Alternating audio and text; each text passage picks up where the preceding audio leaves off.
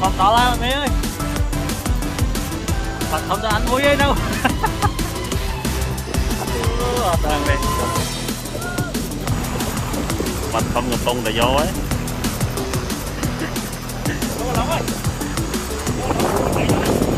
Bạn cùng mà tray muối.